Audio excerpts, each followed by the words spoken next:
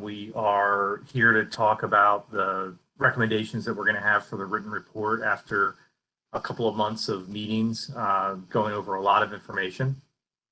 We're at the point now where we're gonna put together a written report for this committee to review and vote on, and then submit to the county executive. I'll go over the timeline of how that's going to happen as we go through the morning.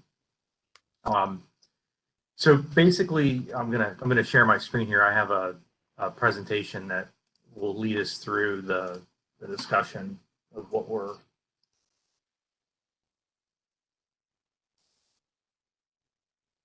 working on here. So we have kind of four basic charges from the order from the county executive for this report. One, the first one is the projections of general fund revenues for the upcoming fiscal year. So that's fiscal year 22.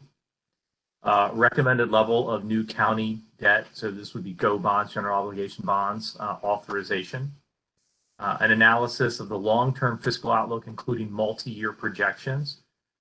So we're going to be looking at the information, a lot of the information that was shared last week by Holly and the team around what the projections are for revenue and expenditures over the next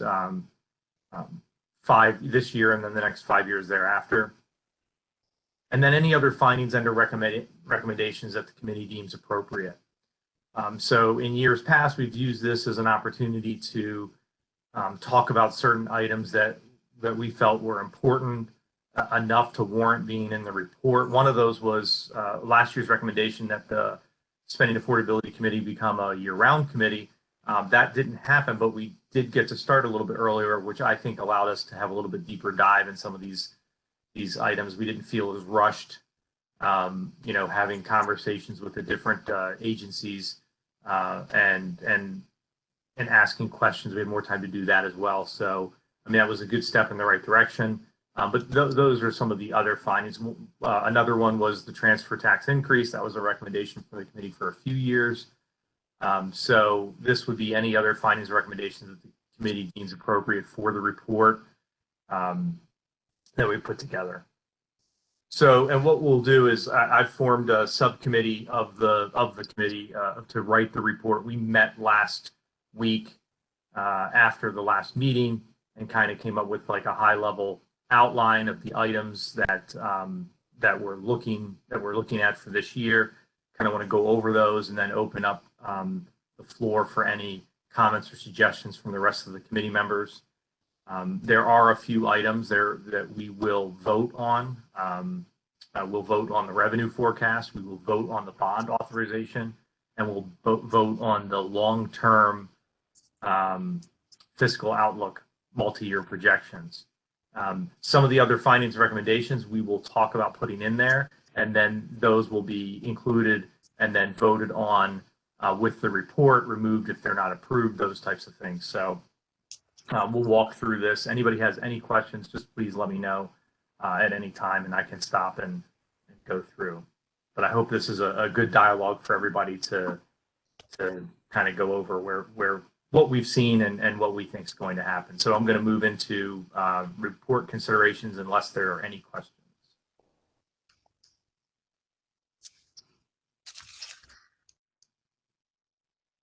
Okay.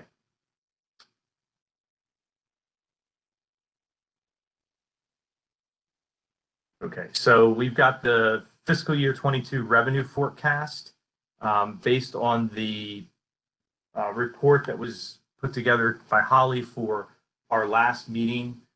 The revenue forecast for fiscal year should have been, for fiscal year 22 is a $26.7 million increase or 2.3% over the fiscal year 2021 budget. In years past, we've looked at that and said, based on what we're seeing, especially in the reports from Dr. Rani, Dr. Clinch about the economy and where we think things are going, do we agree with that 2.3% forecast, or do we believe that that should be more aggressive or more conservative? Typically, the first year of forecast is usually the one that the team here is the closest to. We are getting towards the point in time when they're going to know those numbers much more finely. But right now, they've got a 2.3% recommended increase in the budget, or expected proposed increase in the budget for fiscal year 22. Are there any suggestions on whether or not we maintain the 2.3% in our report, or have some different number that we put in there?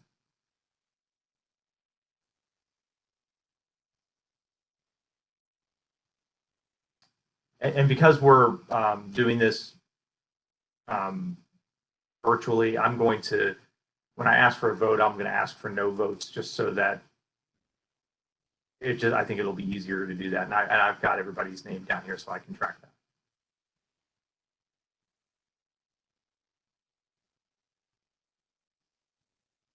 Do you need a motion, Steve? Yeah, Barbara, that would be great. Thank you for that. Okay.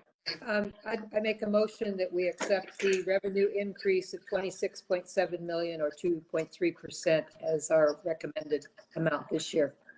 Thank you. Do we have a second? I will second that, Steve. Thank you, Milton. And do we have any opposed?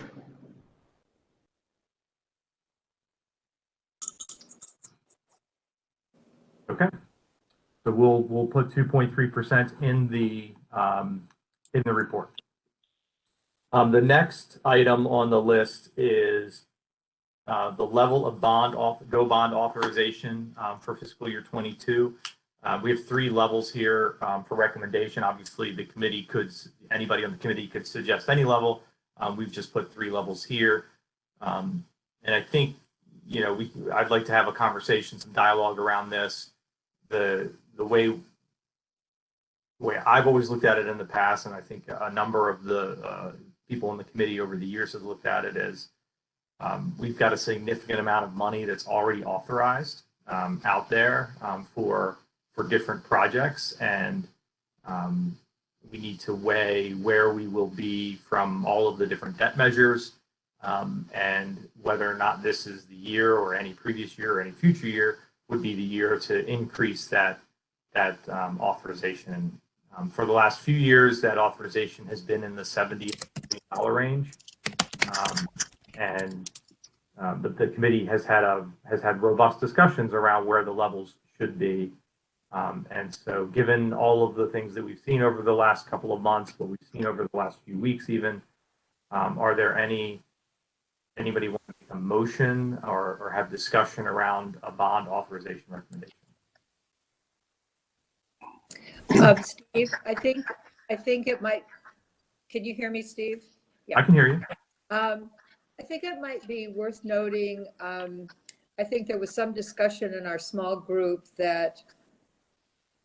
about whether there should be any new construction starting during the next year or two, given so much uncertainty in our environment. I know we're all kind of rah-rahing, wanting to get back to, quote, normal, but I thought there was a sense that we should be quite conservative moving forward right now until we have a better sense. Yeah, given the uncertainty of we know what we know, but we don't know what's going to happen soon. Is this the year to pause on new projects and only look at trying to finish some of the existing projects that are in the pipeline, and kind of take a year off? I think we had a pretty good discussion around debt authorization levels at the last committee meeting, but I remember that was kind of the sense of the discussion during the small group prepping for this meeting.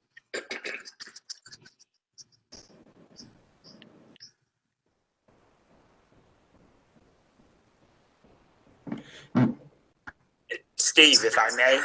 Absolutely, Milton. One of the concerns I have also with the bond and the bond authorization is the impact on the operating budget.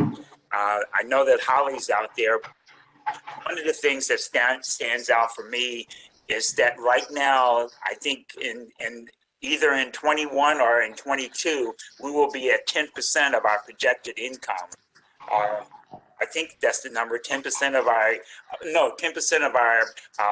general operating budget expenses is tied to bond the bond indebtedness or paying off the bonds. And so that's a concern for me, because I know that the courthouse has made an impact on our bond indebtedness and what's available to us. And also, it's my understanding there's another type of debt that's been tied in there. So that's one of the big concerns, because every time we increase our bond spending, it impacts the operating budget. It does. I think what you're referring to is the additional dollars that are being taken out related to the increase in the transfer tax.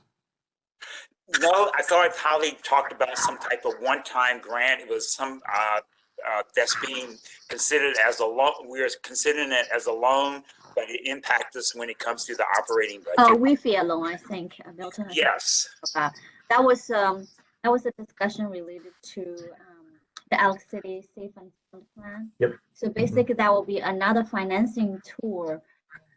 It's different, but in the same way in terms of incurring debt. It's different in the sense that traditional geo bond is 20-year bond, right? We just issue the bond and get paid back. This one is a Wi-Fi loan through the federal government. It's a 30-year term and with a more favorite interest rate, but nevertheless, it's a full faith and credit from the. It's basically still a debt for the county, and we still pay principal interest. So that's just I want to make sure that's included in overall discussion, because it's also a debt, and we also pay out of our operating budget. Yeah. Okay. Thank you. And by the way, I think we have people from finance in the call as well. If any questions need a more technical verification, they can help. Thank The you. Wi-Fi bond is specifically related to the new the Ellicott City Safe and Sound program. Is that right? Correct. So, Holly, this is Leonardo. A quick question here.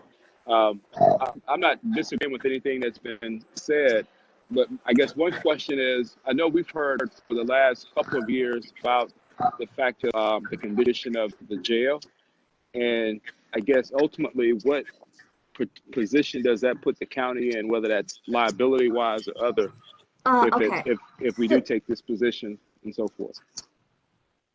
So there's two pieces on that. On the detention center, that actually, for that project, I actually had a conversation with facilities managers on that. And in the past several years, they actually have been making and continue to make in the next 2 years some investment to fix those critical needs on that. That will enable them to meet the federal mandates and solve some immediate security, medical unit, those kind of issues there. So with that, that's almost done in the next 2 years. Then it's just general maintenance. It will be able to carry them, based on the conversation, at least another 10 years, maybe a little bit longer than that. But then after that time, it will still need a permanent solution, as the group has been pointing out last time. So it's by us more time. It's not a few years. It's going to be longer than that. But eventually, it will still need a replacement as a wholesale solution, because that can carry us for a little while, but not permanently. In terms of overall needs, it is.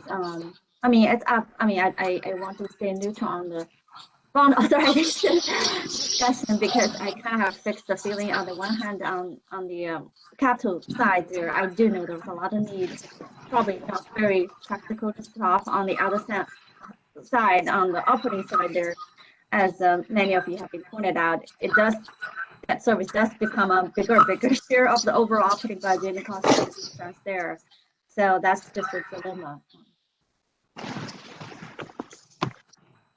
I mean, should this committee, in terms of capital, this is Richard speaking, should we say something about the correction center? Because it seems like we're building all kinds of really nice things we want, like schools and libraries and senior centers, but we've been kicking the can down the road on this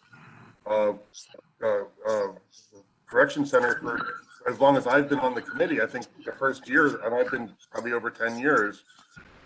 So should we say something about, and then Steve, you had said something about one of the reasons we had to do the courthouse and the way we did it was because we had kicked the can down the road on the courthouse, which I wasn't aware of.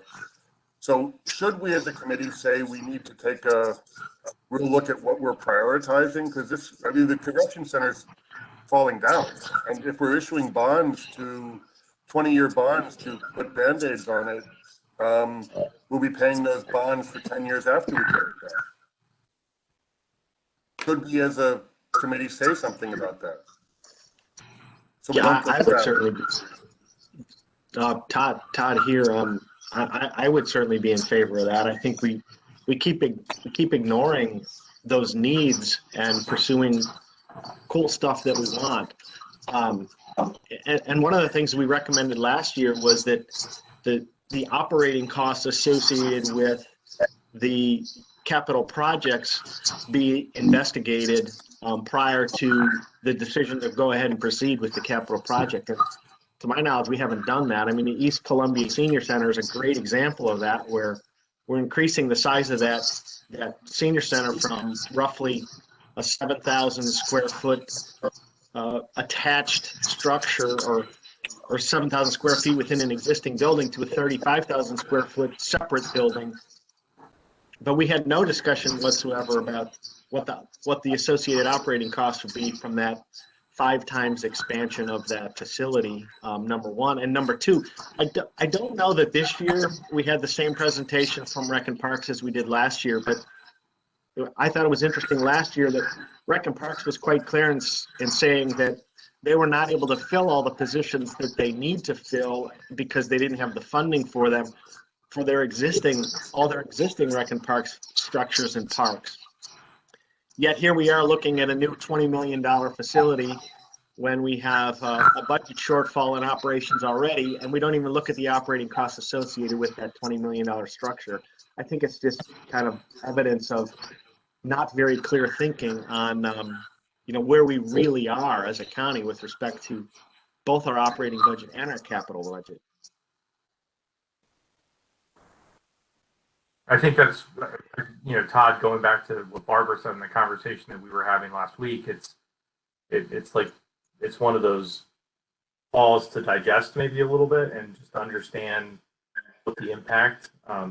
Holly, in your long-term fiscal outlook, expense growth numbers, are those just long-run expense increases that are expected, or do those include increased operating expenses coming on? Yes, we include the operating budget impact. That's what happens. We do have to ask agencies to give us an estimate about associated staffing or maintenance costs on that. So that's included there based on existing CIP.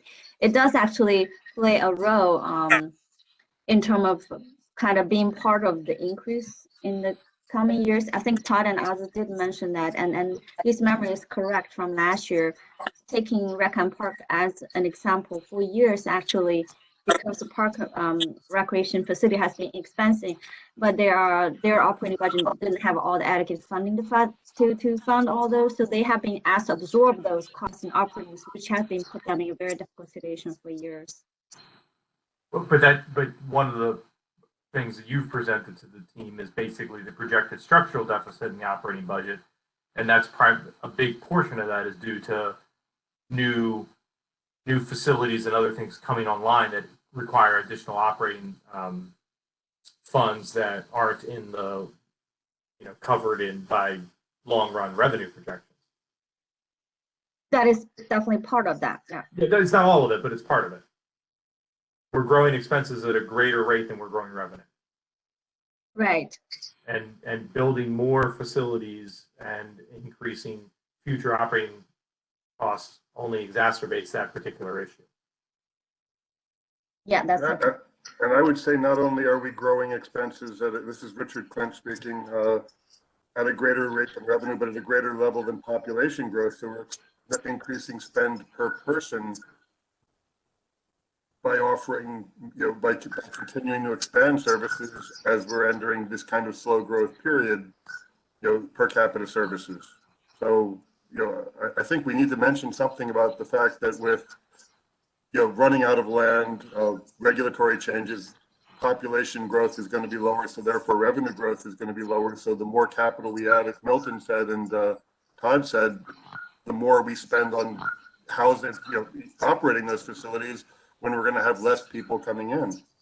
And that's what we're supported. I think one of the struggles historically for saying let's hold off on, kind of taking on new facilities or anything like that, especially in the school budget world, is that you don't know when you're going to be able to get additional funds from the state, and you don't know when they're going to be able to have the dollars. So you have to be a little opportunistic to take advantage of that when you can. Does anybody have any thoughts on that? Because I just remember that being part of a conversation before when we've said maybe we should look at pausing.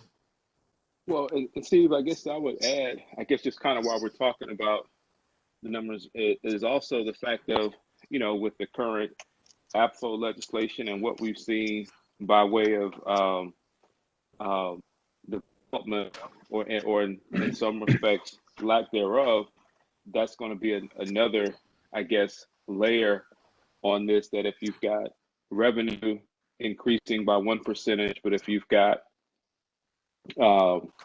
expenses continuing to increase at another, but yet you're doing things to slow down development, you're not bringing in the same, revenue as well. So I think the other part of this conversation, whether it's development holistically or even speaking specifically on the business side, and perhaps having some type of notation as to what do we do in terms of trying to drive more private industry, which ultimately impacts the top line, as opposed to obviously talking about what we need to cut or perhaps what fees we need to raise.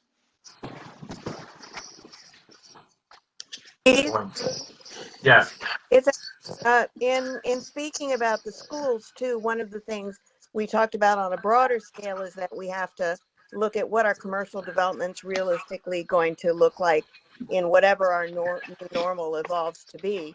In the same way, school capacity was defined according to old staffing ratios and uses that may be evolving.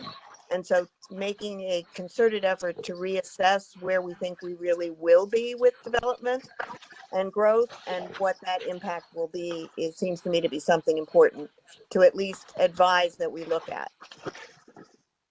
Another question, and I don't know if we at least, and I guess maybe Holly, this might be a question for you if this is at least alluded to, but just going to Ellen's comments, as we talk also just in an overall, I guess, state of, I guess, just growth and development, obviously we're in the mix right now of Plan 2040 and looking at devising this new comp plan. And I know one of the conversations that we've had on that advisory group is we've also reached a place as a county truly where we've got to have a conversation about at the end of the day, where do we go in the sense of, are we truly trying to grow, or rather and if so, how do we grow, or do we take kind of this no growth? And it's not so much to say that it's at this point not putting one being better than the other, but ultimately making a decision because we've kind of reached the fork in the road.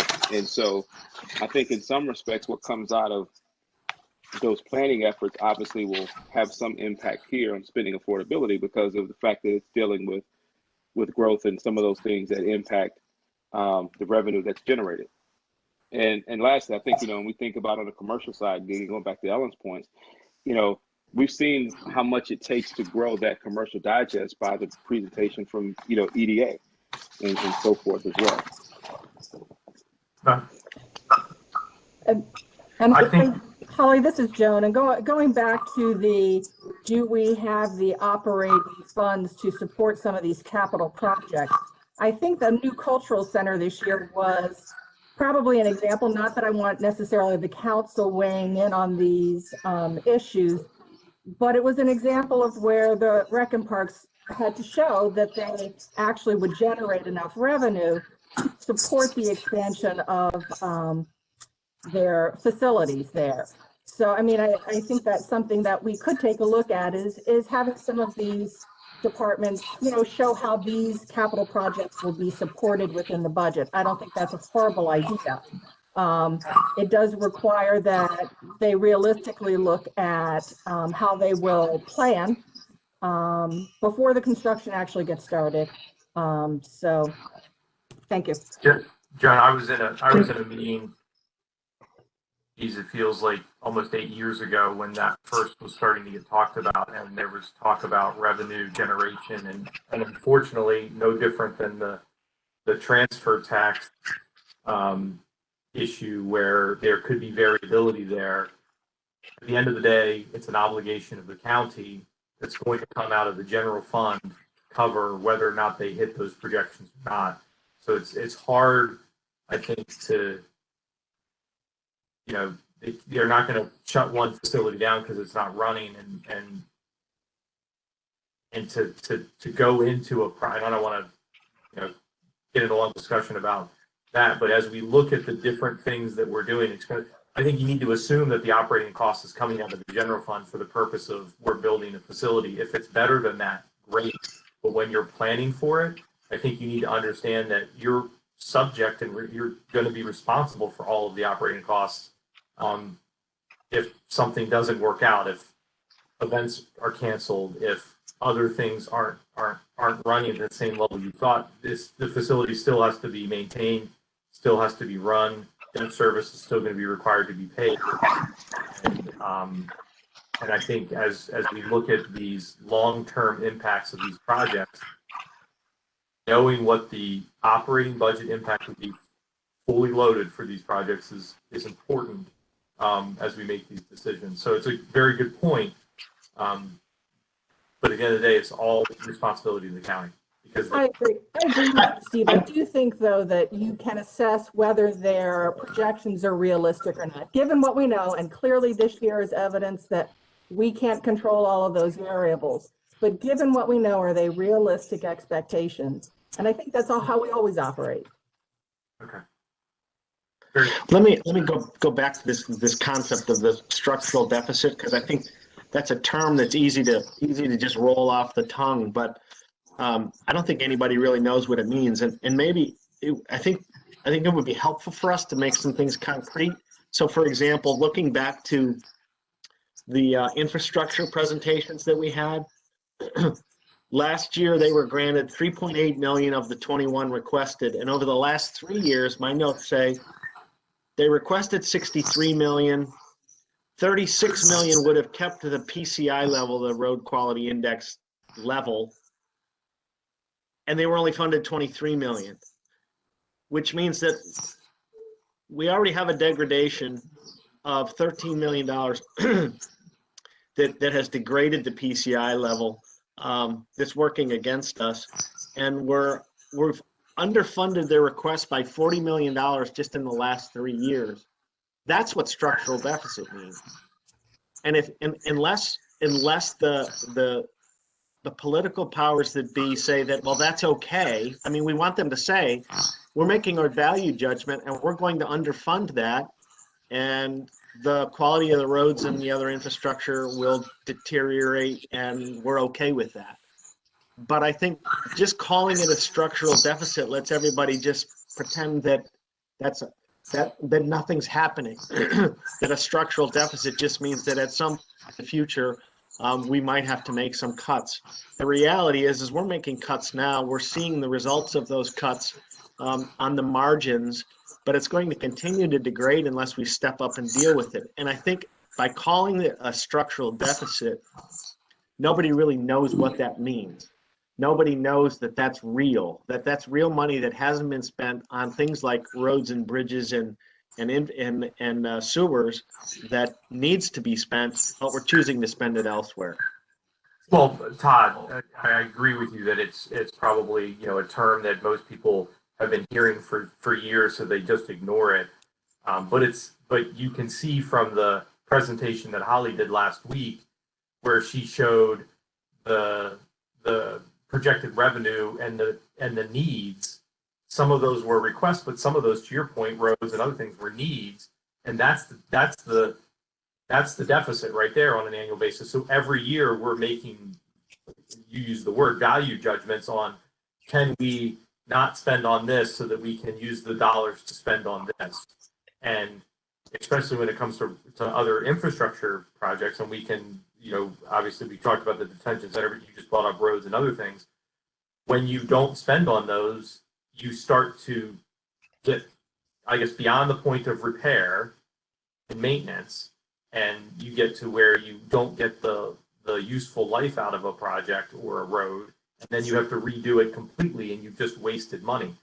That's the discussion we had about the courthouse. That's why that's why the county decided to go through the P3. P3, sorry. I've been dealing with, the SBA PPP for the last year, so it's another P3. But you have the P3 because it's going to give us a building for 30 years, and as long as those payments are made and maintenance is held and the other party holds up to the end of the agreement that they have, we'll have a building that should last another 30 years beyond that if we take care of it. And so we have a history in this county. I like what Leonardo was saying of we think growth, because that's where we are, but we're at a point in time in the presentation for planning and zoning shows you we're a much slower growth county than we were 10 years ago, significantly slower growth county than we were 20 years ago, and we're still adding facilities and schools and other things at a rate of new for that super growth, and we're not taking care of the old that a county that's probably on a slower growth maintained standpoint should take. I think that's what you're saying, kind of, Todd. We're making value judgments over let's maintain and keep things so that we don't have to continue to invest bigger dollars down the road. But Steve, Yeah, and I think what we're seeing some of that right now with, I mean, the detention center is a great example, and the roads are great examples. If we don't spend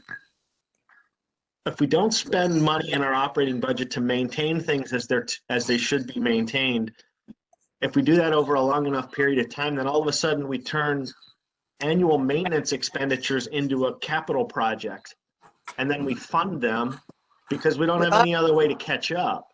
So by not maintaining the detention center for an extended period, now all of a sudden we've got to create a capital project and borrow $10 million. By not maintaining the roads on an annual basis, now we're getting further and further and further behind, and we're going to have to do a capital project for $30 million to catch up.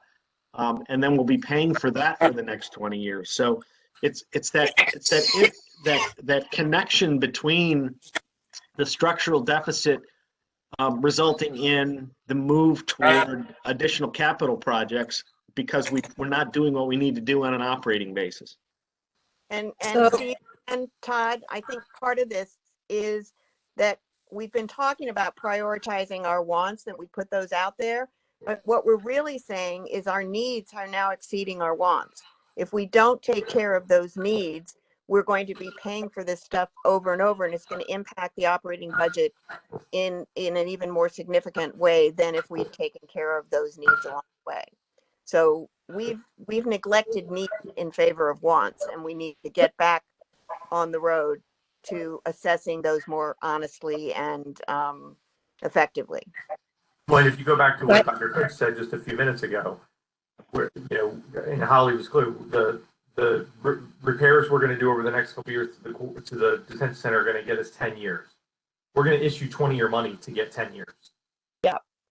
And that's kind of summing up all of these points that everybody's making is it's just.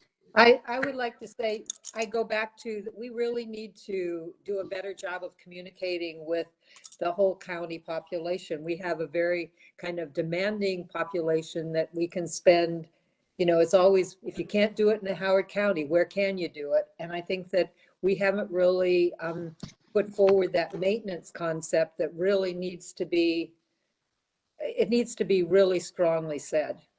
I can't. Our report is a great thing, but if it sits on the shelf without being communicated to the general population, it's a hard one. And Barbara, this is Joan. I have to agree with you. You came several times to ACS in the past and presented, and I think many people who consider themselves very well informed were so much better informed, and I hear their conversations now. So for instance, when people go to the county executive's budget hearing, who are those people? And this committee or a subset of them should probably be presenting some of the reasoning behind this report to that group.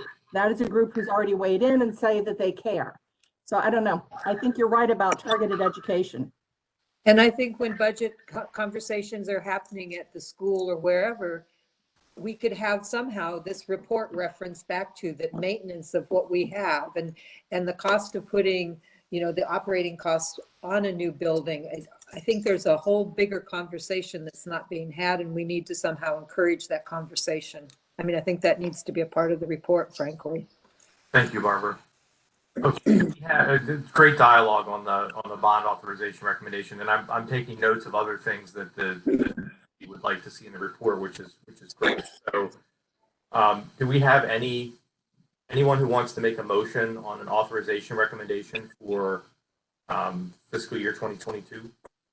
I'll make a motion for 50 million on the bond level, the general operation bond level. But before we do that, can I ask one quick question? And I think Holly, maybe you can answer. Is there any kind of in the pipeline that is expected to be included in this year's bond authorization? What projects? So, okay, so two things. The committee versus the budget itself, the committee is mostly charged about the dollar amount, not allocating to individual projects there. What would be approved by the county council in the final budget is tied to individual project, because the council, when they approve it, they approve individual project level total budget. But they authorize the full project when they authorize a project, correct? Correct, right.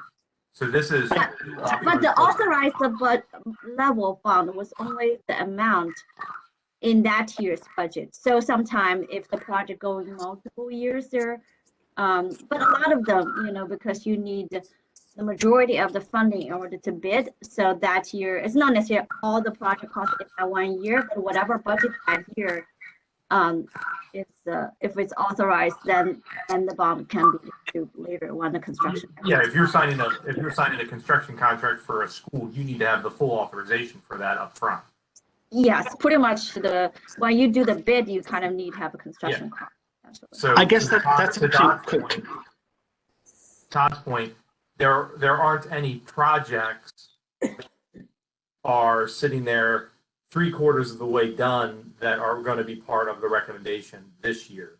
This would be potential new projects coming on board. Is that what you're trying to say, Todd? Yeah, well, I guess where I'm going is if the council, for instance, thinks that there are 4 projects that they really, really want, and they think that that's what they're trying to include in this year's capital budget. I worry a little bit about us becoming irrelevant if we go in with a number of 35 or 50, and the council has already in their mind identified 4 projects that are 120. Because now we're like, they read the report, or they hear of the report and they say, well, they recommended 35. What are they smoking? We've already got 110 spent in our heads. Well, but I think that's the point. I'm not saying that we bow to that demand necessarily, but I think we do have to be thinking about maintaining our relevance as a recommending committee. And can I step in real quickly and say something? Sure, go ahead. Yeah, you're talking about the county council, but I think you're giving them a little bit you're talking about power that they really don't have. They can only look at what the county executive brings to them. They can't add to it. But the county executive brings a $50 million budget. They can't add to the $50 million budget. So it's really the county executive that you guys need to be talking to, I think, not so much the county council. So whether or not the council's got something in their head, if the county executive's not funding it, it really doesn't matter. And one other comment I wanted to make real quickly, because I wanted to make sure that everyone knows the budget office does look at the operating expenses. If we go to the to the capital book, they have a operating budget impact, and like the 50+ center, they're talking about $600,000 a year, but that does exclude the debt service on the project. Yeah, but thank you for clarification. That's accurate. Right. So yeah, Craig, thank you for that. It's good clarification on both the operating expenses, but also the way that the system works. And Todd, to your point, I think we would we risk more, I guess, looking at it being irrelevant if we have conflicting discussion in there. It's like we're going to put language in here about the need to be constrained, and then say, okay, well, you wanted to do 100 million. Okay, here's 100 million. And I know that's not what you're saying, but I think what we're trying to say is, and maybe we can put language in, is the bond author recommendation is X, and that should be, and not that we can drive this, right? We don't drive policy decisions. That's what the county executive and the council does. We're just looking at the information and providing recommendations. But that those dollars be used for things that are most pressing and most needed. But Steve, if I may, if I could add just a comment, this is Jahanta with the school system, just to Todd's question about, just priorities that may already be there.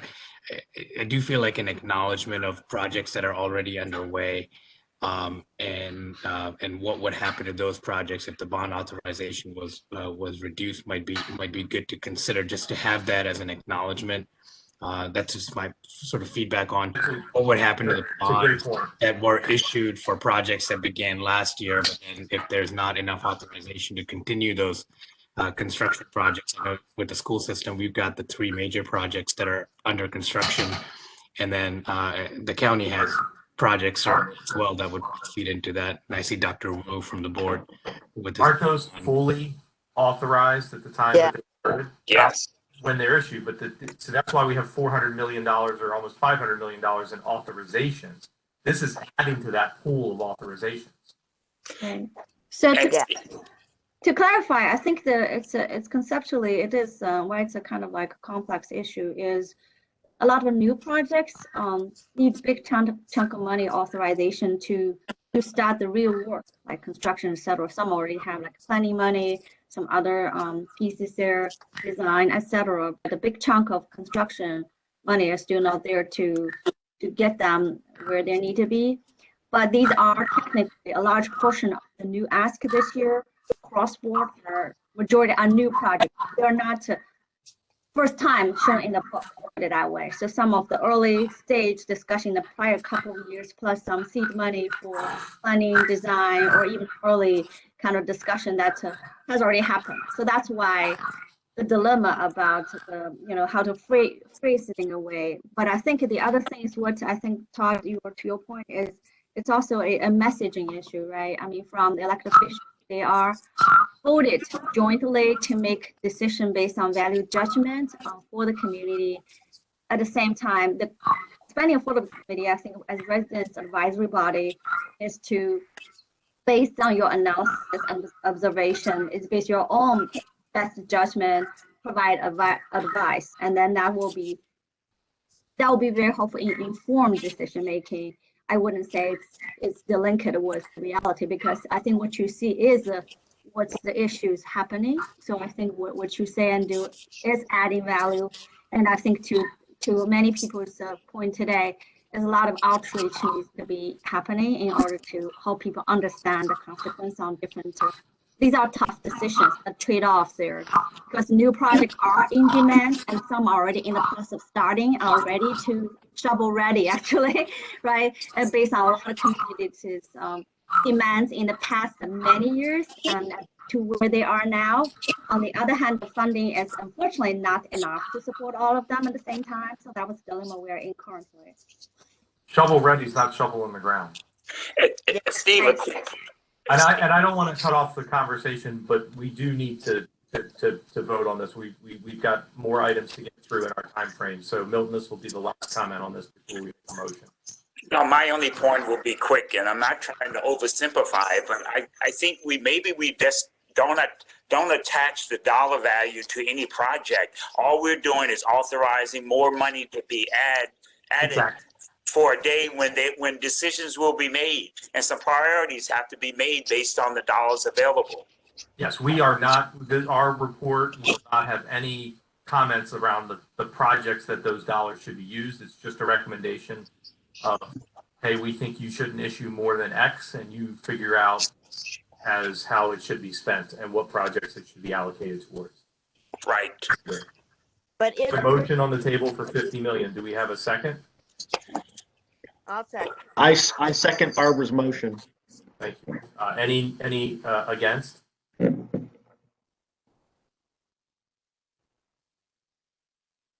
Okay. All right. The next item for the discussion is the analysis of long-term fiscal outlook. So on the screen here is a snippet from Holly's presentation with the preliminary multi-year general fund projections, which range from 2.3 to 2.7. Long run looks 2.4%, if you will, for revenue growth over the next few years. Typically, what we have done here is basically said, hey, we think for your long run models, you should use a percentage, based on what we're seeing in the discussion we're having, and we put a percentage in there. And then we've talked about the things that are below here, which are the gaps in the projected revenue and expenditures. So, that's going back to that whole structural deficit or deficits, whatever you want. We can't, obviously in the county, we can't do deficit spending. We have to have a balanced budget every year. It's just when you balance the budget, you move priorities and potentially put bigger costs out in future years. So anybody have a recommendation that they'd like to move forward with on a percentage for long-term fiscal revenue growth?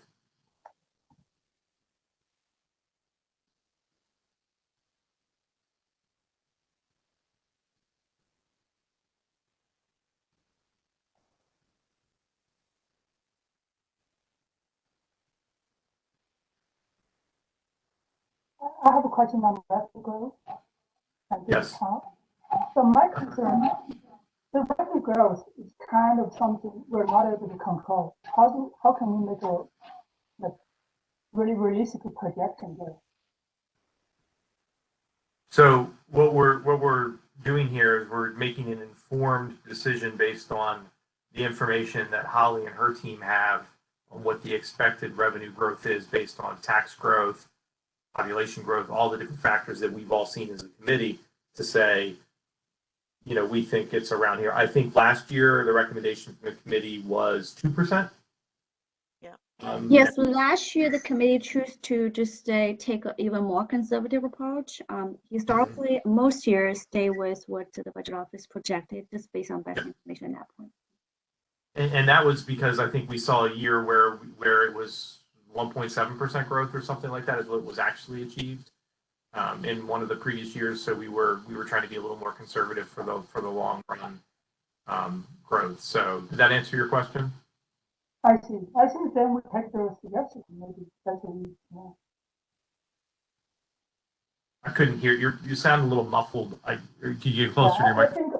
I think maybe we could take the suggestion from Holly, and that's the number. So the 2.4%. So we have a recommendation to do. Is that a motion to do 2? I couldn't make an motion. I'm not a voting member. Oh, okay. I'll make a motion, Richard Clinch, for 2.2 to kick off debate. I will second that because I tend to go more conservative. I agree. Okay. Do we have Support. opposed?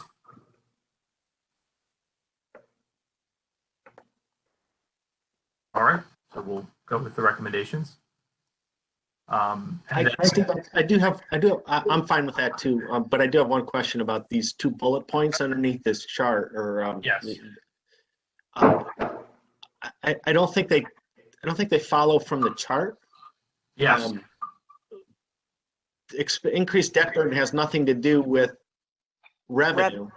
No, but the other part that wasn't on this chart, Todd, was I cut them off, and that's on me, was the expense projections that were here as well. Okay. Yep. All right. From Holly's presentation, and that goes back to that whole structural deficit discussion that we had. Right. So I can pull that up if you want to see it. No, it's fine. It's fine. Okay. So now we move into other findings and recommendations, and here are just some thoughts. Again, I think we have a theme: expense control, operating budget, and here it's some language around working with the agencies and the education entities to reduce requests and balance the needs of all needs of the county. I think sometimes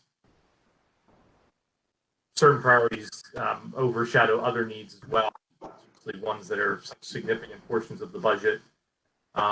Discussion, just a discussion, and I'd like to talk about this one, discussion of funding above MOE for the school system, and exploring innovative approaches to service delivery. Anybody have any thoughts on putting language in the report on holding funding to MOE for the school system? I definitely feel we need to really and originally from the school system. So I'm not sure what that sentence means, because, for example, this year The sentence means do not fund more than what's required. I think that's kind of not fair.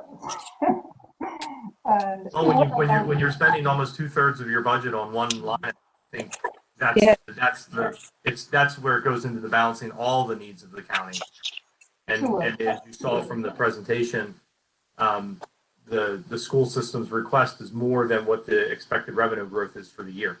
But I would say that look at that a different way. So, for example, our budget our revenue is kind of very unique. Right, 90% comes from the personal income and residential or property tax.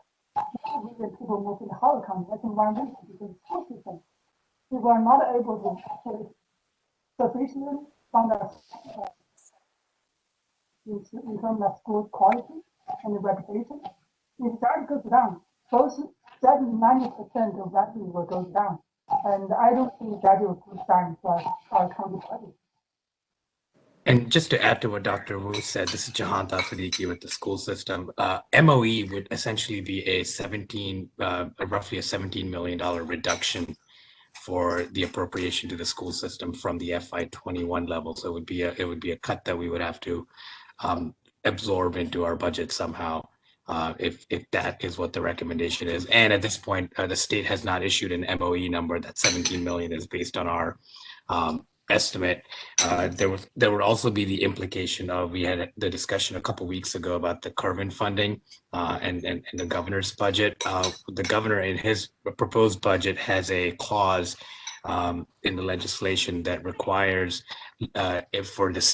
for local school districts to be able to get the hold harmless funding that the governor has put into the budget.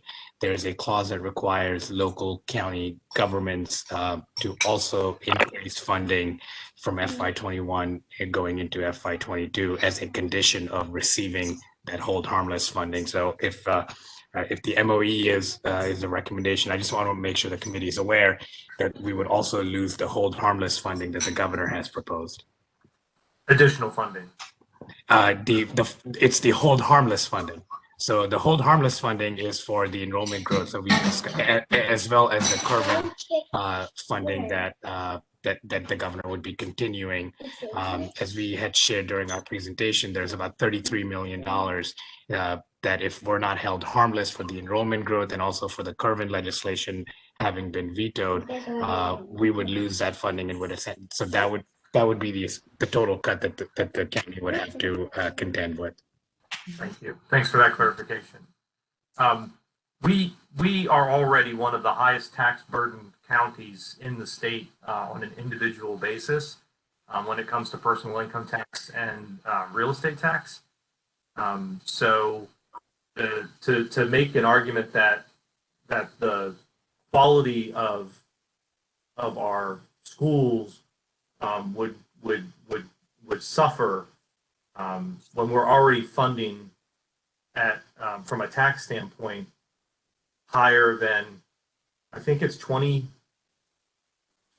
of the other counties in the state on a percentage basis of income. and we are a very, very highly taxed population. And the only way to increase funding is to increase taxes or increase growth. We just had a conversation that growth is slowing. The growth that we have doesn't provide as much funding as the growth that we received over the past 20 years because of the type of growth it is. So we're at an inflection point for funding, and it's similar to the conversation that we have around structural deficit. To Todd's point, when we talk revenues, sometimes maybe we get a little lost in the fact that that's taxes, and that's money out of our population and our citizens' pockets, and so there's a lot of competing interests in this county, and I agree that we want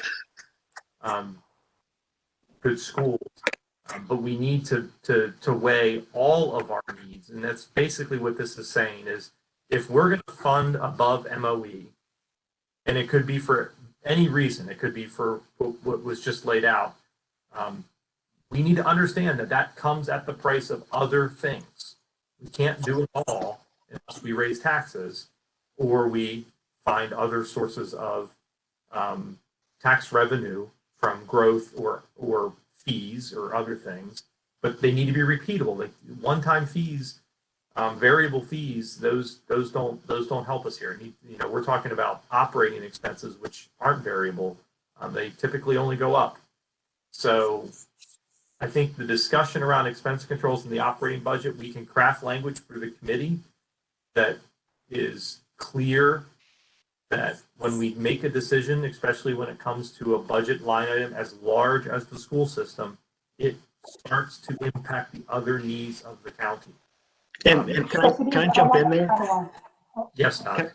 Yeah, I'd like to make this real and concrete if we can, because I think it gets lost in, this percentage increase here and there, and everybody's like, their eyes glaze over. The reality is, let's just make it simple. Let's say the schools represent 2/3 of the county budget.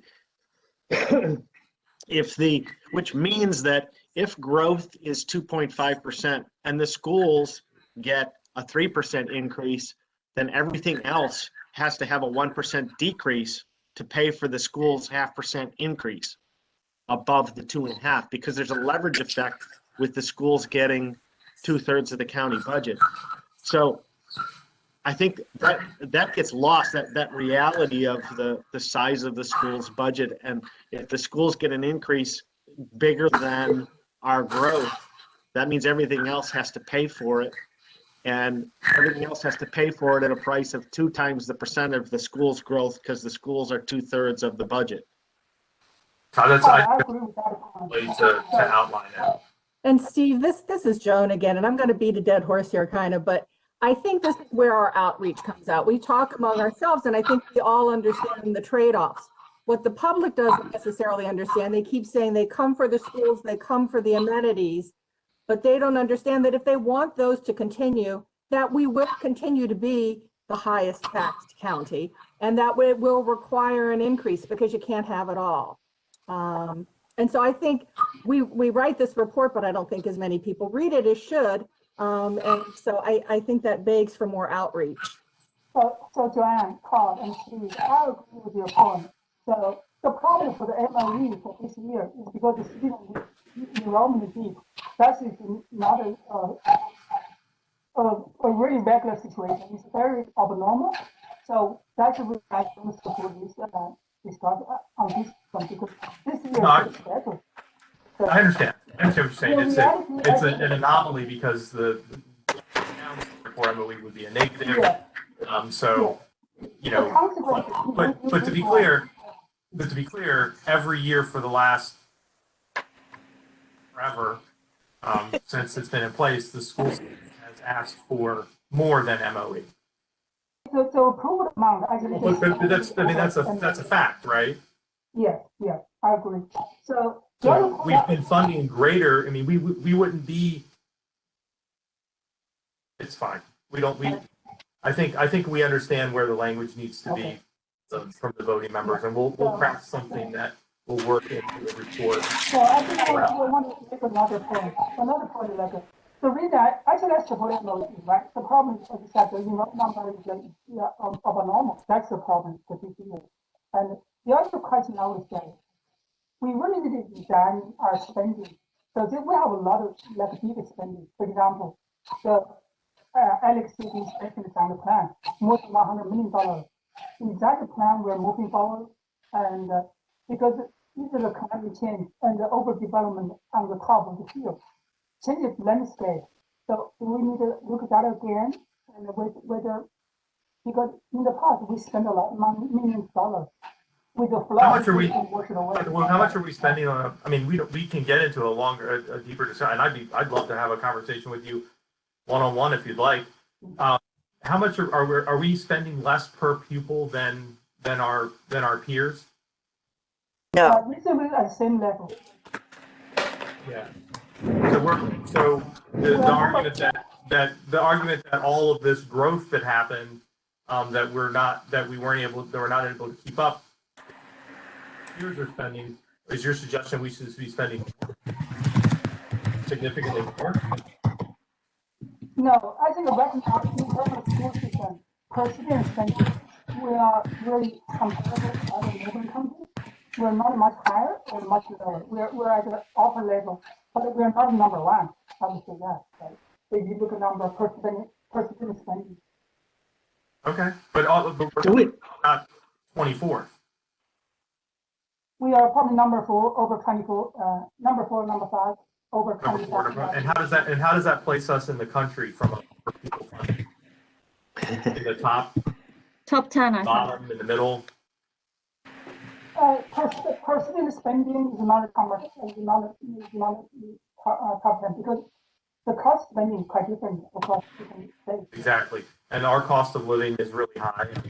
Yeah. And part of that reason for cost of living really high is our high tax burden. So it's kind of all. It's a catch too.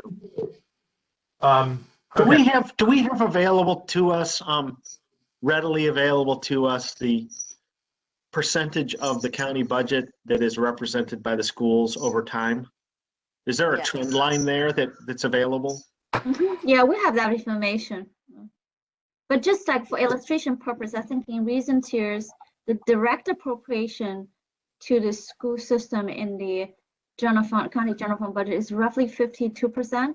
If you include the debt service for school capital project as well as the county contribution to the OPEB operating post-employment retiree health benefit, then the total is roughly 58% of the county budget. Right. It's not 2/3, it's about 60%. Yeah. Okay.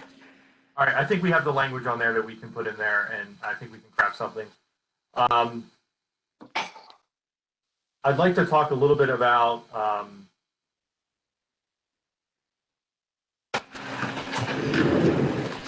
I think we've covered expense controls and expenditure controls. I want to talk a little bit about reserve and one-time funding. So this available money at the end of the year that's used for pay-go funding, and then any one-time funding similar to the catch-up funds that came in this year. How do we have a recommendation as a committee as to how we should recommend that the county spend those dollars?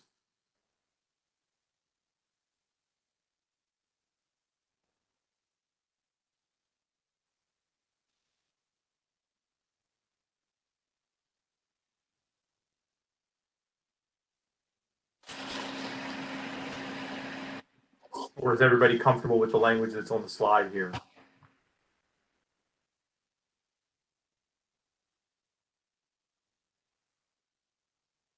I really like the long-term planning, how to promote tax-based development. I think the one point I want to really highlight is because how the company is close to the high-tax companies nearby, how do we promote, maybe just focus on one area, tax development, right? Do some investment or attract more business come to how the company. That would be something we really focus on. Otherwise, that tax-based totally focused on property tax and income tax, which is good and bad, but it's not expandable or it's scalable. Are you going back to the previous discussion? No, the one you're on your long-term planning. Oh, no, I haven't heard anybody say if we're comfortable with reserve and one-time funding. I haven't got, but I got you. We'll get there in a second. Oh, I really think we should use MOU for school this year, because that where we have to it for students. Especially consider next year when all students come back, that will be a huge problem because it kind of double hit the school system. Thank you, Dr. Wu. Does anybody else have any recommendations on reserve and one-time funding? It's Ellen. Okay, I would say you don't spend one-time funds on continuing expenses, which is pretty obvious. So reduction makes a lot of sense, and not committing to something that continues to cost money. Steve, this is Joan. We've talked both years that I've been on this committee about the need for more affordable housing. But what we need is some sort of funding stream for that, and maybe to use some of these reserves to start a trust fund that can be used flexibly over the course of many years might be a very valuable use, because we also know that will help us as far as attracting businesses. I mean, so it's something to consider. Okay. This is JC. That's an interesting idea, and I was just going to say more generally that I think it feels very reasonable this year for us to recommend that the county tap into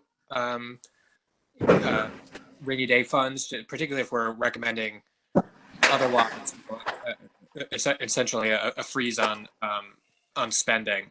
It seems like the two go hand in hand.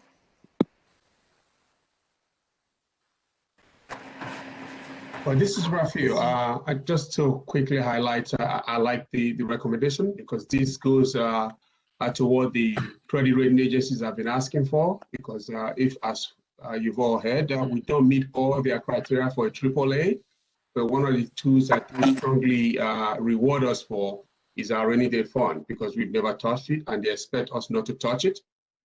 So this would be great to have, because we want to retain that AAA. The cost of borrowing is less, which will enable us to be able to fund most of our projects.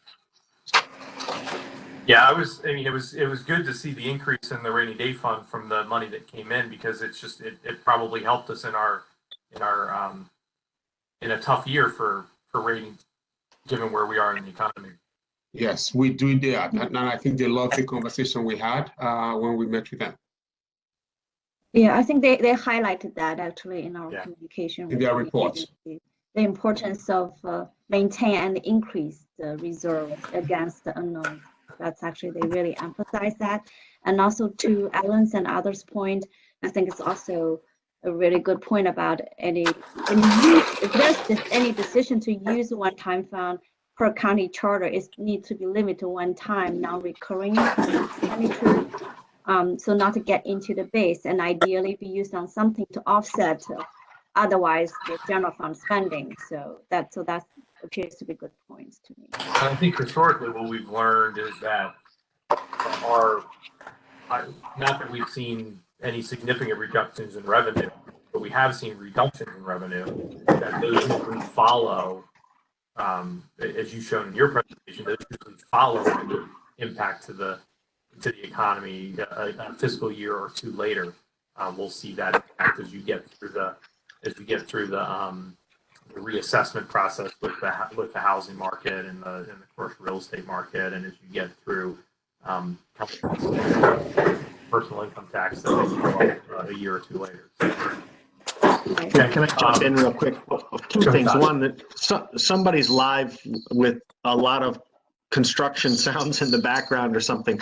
But refresh my memory, I don't recall if we had a number provided to us on the incremental cost of being AA versus AAA with respect to new bond issuances. And I'm not an advocate for compromising our AAA, but I would like to know what the costs are, say, per 100 million, the incremental cost of being double versus triple per 100 million, because it's only on on borrowing going forward, not borrowing looking backward. So it impacts us into the future, but not on our existing issuances.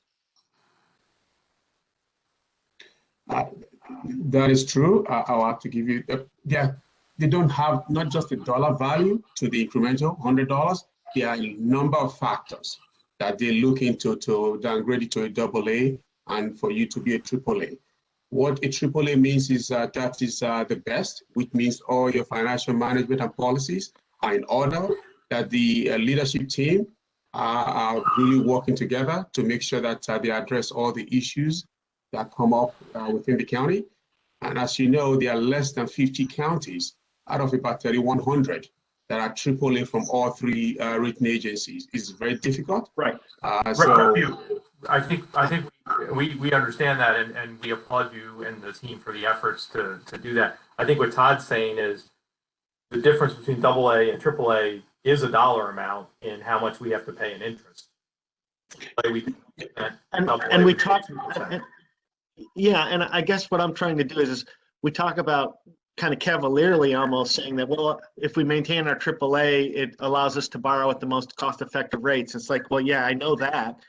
But the reality is if we're authorizing $100 million a year, if we have to issue that $100 million at a AA rate rather than a AAA rate, a very specific dollar amount. And my question is, what is that specific dollar amount? Yeah, Todd, I think finance can find it out, but however, it really depends on interest rate environment. Yes. Sometimes interest rate is 4 or 5% versus 2 or 3% market, then the spread will be very different, right? So that's one point. We can find that information, but that's just something to keep in mind because the different. Are you saying that there's a different risk premium? Yeah, the interest because the rate spread will be different between. The spread should be relatively the same. The difference would be the market rates, and that would be your adjustment. But your risk premium is your risk premium. Yeah, I mean the reality is if it's 10 basis points difference, it's one thing. If it's 50 basis points differential, it's another. So I'm trying to put a number to it. Mm-hmm. Yeah, we'll get to you. Yeah, we'll it could get up to 50 basis points. It could get up to 50, but we'll find out. We'll find that information, and we can bring back. But the other thing is that AAA is not the only purpose to just save, because that's a very important indicator about the whole county's financial management, long-term ability to pay the debt, the long-term economic base, the overall management level. So it's a very strong indicator about the county's overall well-being financially, not only today, but also in the next 20 years that you're able to. So Does it impact other things other than bond issuance? Does it impact? Yeah, I mean, I think a lot of business community, they will look at that to know whether you're a well-managed county, and also it's a county with future, because you can afford 20 years from now, not only today. So that's a very important comprehensive indicator beyond just to save money. That's obviously the first. I don't want to. Beyond that. We'll get to Todd. I don't want to hijack this discussion on the value of AAA over AA or anything like that, but. Did have one. That number, that'd be great. This is Pete. My question is, how much money are we talking about for at a 50% level, and why not 40% or 60%? How do we pick 50%? I think we had recommended that years ago. It just hadn't been put in the report in a while. The number varies. It depends on what's kind of left over at the end of the year, the surplus from the prior year. So if it's $20 million surplus, we're saying put 10 away and you can spend 10. If it's, $30 million, 15 and 15. If it's 8, 4 and 4. So I have a lot of times road money question. I have a quick clarification question. When you're talking rainy day fund, are you talking about the budget stabilization account, which at the moment is pretty restricted on how you can use it and having to pay back into it? Or are you just talking about keeping it aside in the fund balance somewhere that's less restricted? I think, don't we have a goal to get the rainy day fund to a certain percentage? Well, according to the charter, we're only required to put 7% of total general fund expenditures for the last completed fiscal year, which we do. We don't put any more in than that. So there's so rainy day fund has been used in different ways. The broad rainy day fund means just kind of like you set aside not to use it. The county's charter, there's so-called stabilization fund. That's 7%, charter mandate, as Craig just mentioned. And on top of that, the county started establish a policy fund. On top of that, that's also kind of abroad, I guess. I think the rainy day fund is trying to. This is not the stabilization fund. This is just reserves, general reserves. Okay, Right. just kind of set aside, I think what you're saying. Yeah. Right. So the term rainy day fund is commonly the name that people call the budget stabilization account. So I don't know. Well, we can change that to unallocated reserves. Okay. Yeah. Okay. So we'll change that then, right? Yep. Yes. Just kind of make a technical change to the term, basically.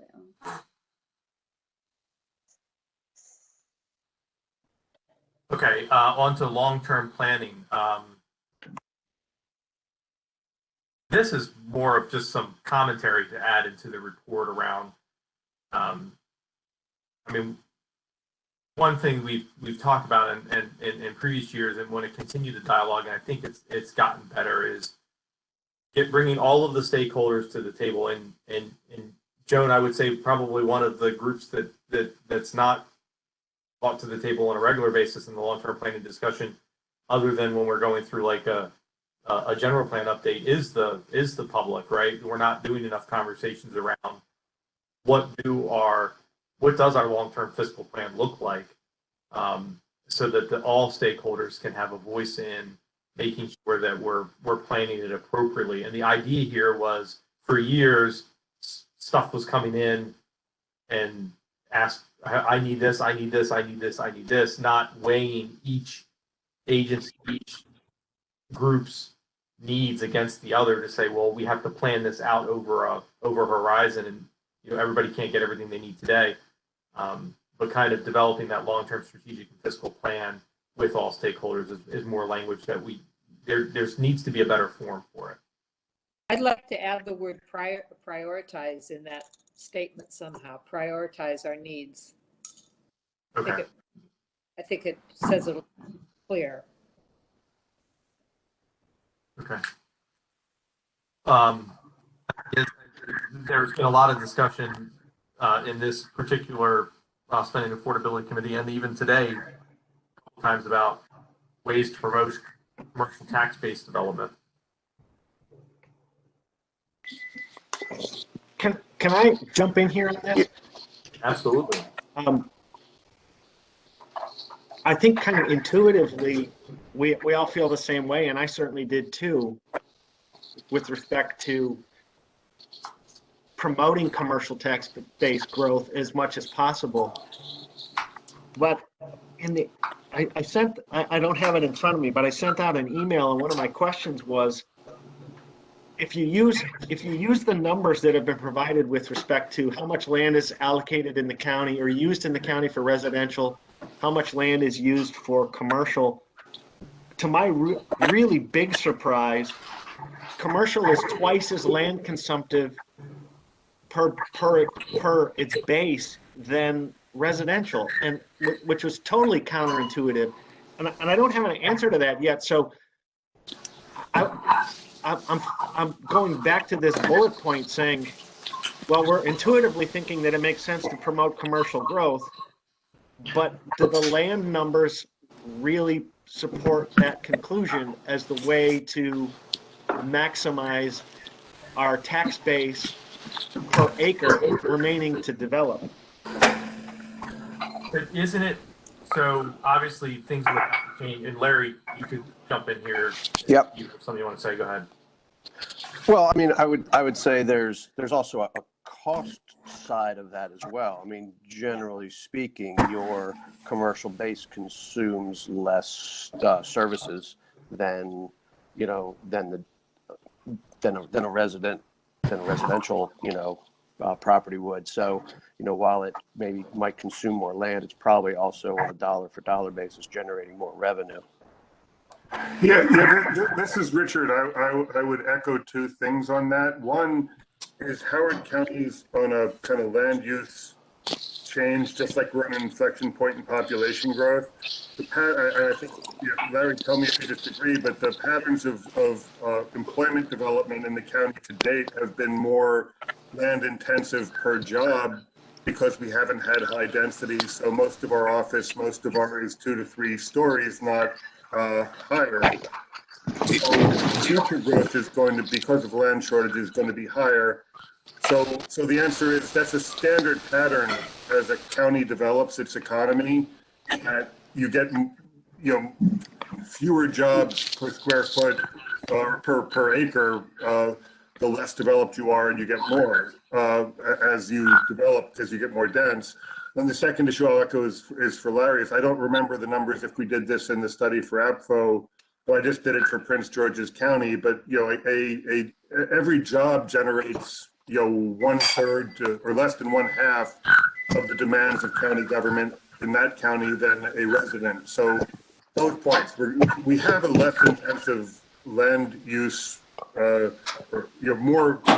more intensive land per job that's changing and will change, and also commercial does pay for itself many times fold for what Larry said. Right. So and it really kind of hammers home Josh's point, and one that we raised last year, which is we have to look at parking ratios, we have to look at building height, and that needs to be part of the consideration on how we build out the remaining commercial land, and then secondly, how we redevelop existing developed commercial land. Right. Yeah, Todd, you're exactly right. That's why, we have been talking about Gateway for a number of years now as, it's a redevelopment opportunity. I mean, we'd had the luxury in the past of being able to spread out and build a lot of single story, buildings there, but there is over 200 acres of surface parking in Gateway and only 150 acres of rooftop in the commercial commercial side. So, obviously we've had the luxury of spreading out. Now we have to start going up. And, part of that is, how do we promote redevelopment? Redevelopment is very difficult because you have to either tear down or add on. And how do we incentivize that, promote that? Because it really is our, only viable option. Yeah, I agree. I'd like to hammer that home this year again. Yeah. One thing that I see is the eternal battle between the environment and commercial. And if we had more environmentally sound commercial planning, we may be able to do more. For example, pervious commercial parking could be something to consider, but like a long-term strategy to see whether or not we can have the commercial not be as anti-forest, agriculture as it is seen right now. I think that could be somewhere where we could find a lot more commercial land if we had, if it was more seen as environmentally positive. Well, no developer wants to do the amount of parking that's required by the regulations now because it never gets used. I mean, we all know that. You drive anywhere, any commercial location, how often do you see cars in the vast majorities of those parking lots, in the outer reaches of those parking lots? They're never, ever used. But those parking spaces are provided because they're required by regulation. There's nothing more anti-environment than asphalt, and that asphalt is required by the county. Yeah. So I agree. I think working to change the ratios to a more responsible number where parking is actually utilized is not only a good thing from a land consumption metric, but also from an environmental metric. Yeah. Yeah, like pervious pavers, like I mentioned before, are clearly more expensive, but your water runoff could significantly be reduced as well. They're same with where you have more open areas for trees. Right now, we the clumping that we do may not be a 100-year plan, but more based on engineering. I think we're looking at most of the layouts very much from an engineering only point of view and not married with other needs, and really a 100-year plan. Thanks. Thank you. Any other comments or thoughts on long-term planning? Just to add on to the the redevelopment, Steve, just one comment is, we also have to take a look at, how are we encouraging it, promoting it, and enabling it as it, compares to our competition regionally, because, businesses, companies, developers have choices, and they're going to go where it's encouraged and welcomed, not, stiff-armed. So it's just I think a consideration we have to put into context of regionally, how are we positioned to encourage it and welcome it. Yeah, I mean, it's one of the ways to, like we talked earlier, it's one of the ways to grow revenue without necessarily having the same impact on the expense side. It's that repeatable revenue that you were talking about. Yep. Okay. I'd like to include in the report again this year. I know we were able to get to a longer committee meeting, but I really do think this committee, and I think what you're saying, and again, Barbara and Joan have said this, having it meet more regularly would also give us the ability to have the, more recommendations for people to watch the meetings, to be involved in the meetings, to listen in, to and then maybe part of that annual piece will be us going around and setting up some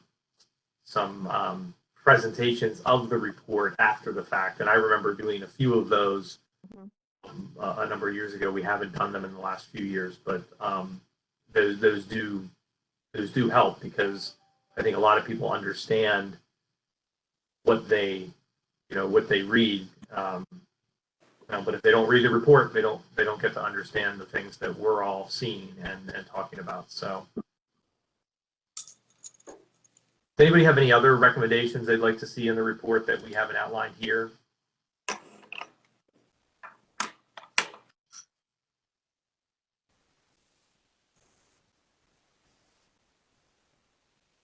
Okay. All right, so our upcoming schedule, there won't be a meeting next Thursday. We're going to be working on the report. We will have a draft report to the committee by 3 o'clock on the 22nd, and we will have our meeting to vote on that report on the 25th at 7 a.m. So the team that's helping draft the report will be meeting between now and then. And we will get that report to everybody on the 22nd. I will give you a couple of days to review it and come prepared to the meeting and on it so that we can vote on it. So I appreciate everybody's dialogue this morning. I thought this was a great discussion, one of the better ones we've had over the years. So thank you for that. And I think we are good to go. Holly, do you have anything you want to add? Not really. Thank you very much. I think it's a really great discussion. And then just for logistics, there are for folks that if you want to refresh the memory on today's, or if anyone of the committee that missed it, it will be posted online usually a couple business days after today. So you will still have a chance to replay the video if you want to catch all the emphasize or discussion today. Thank you. I think so we'll see everybody two weeks from now, right? All right. Have a good one. Thank you. And thank you, Steve, for chairing the meeting. Thanks. Oh, thank you. You're welcome.